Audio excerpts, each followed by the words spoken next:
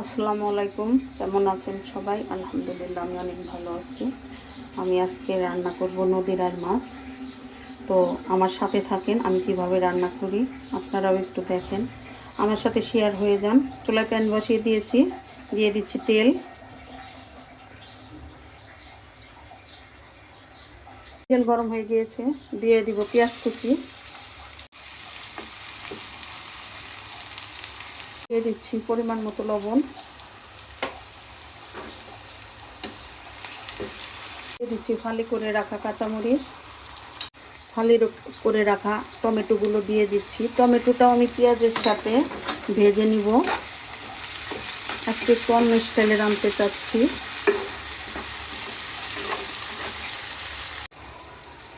দিয়ে দিচ্ছি 1 টেবিল চামচ রসুন বাটা,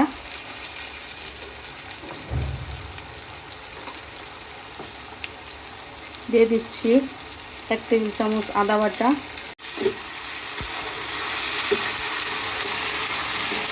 টমেটো পেঁয়াজের সাথে সুন্দর করে ভেজে নিয়েছি। বড় মাছ হচ্ছে মাংসর মতো, তো বড় মাছে একটু ভালোই সব মশলা দিতে হয়। আদা বাটা, রসুন বাটা, জিরা বাটা, এগুলি ভালো করে কষিয়ে নিতে হবে। এই মশলাগুলো ভালো করে কষিয়ে নিতে হবে যেন কোনো কাঁচা গন্ধ না আসে। তাই একটু আদা বাটা, রসুন বাটা এই দুটো একটু ভালো করে ভেজে নিতে হবে। দিয়ে দিচ্ছি 1 টেবিল চামচ জিরা বাটা। একসঙ্গে সব মশলা একটু ভেজে নিব। এই তো মশলাগুলো আমি ভালো করে ভেজে নিলাম। এখন কষানোর জন্য সামান্য একটু পানি দিয়ে দিব। আমি ওই হলুদ মরিচের গুঁড়ো একটু পরে দিয়ে দিচ্ছি। দিয়ে দিচ্ছি পরিমাণ মতো হলুদ গুঁড়ো, দিয়ে দিচ্ছি পরিমাণ মতো মরিচ গুঁড়ো। মশলা একটু ভেজে ভালো করে ভেজে নিব।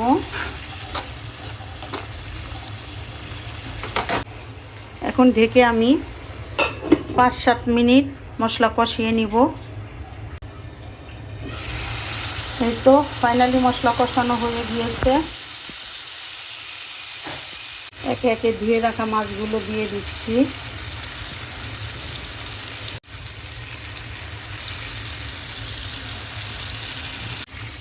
এই যে সবগুলো মাছ একে একে আমি দিয়ে দিচ্ছি।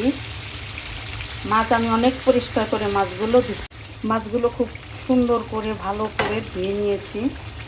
কারণ মাছ যদি খাবার সময় যদি গন্ধ আসে, ওই মাছ আমি খেতে পারি না।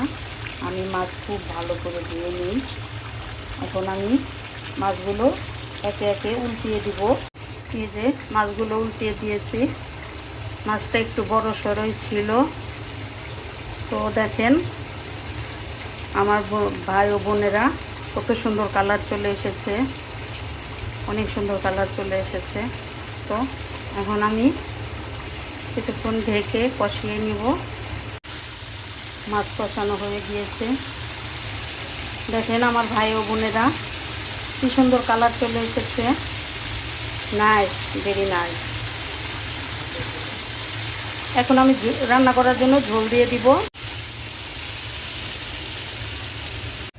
মাছে ঝোল দিয়ে দিয়েছি। এখন আমি কিছুক্ষণ ঢেকে রান্না করে নিব।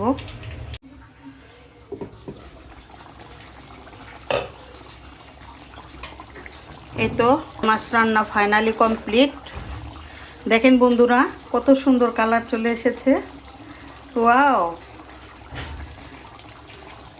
এই তো ফাইনালি রান্না কমপ্লিট।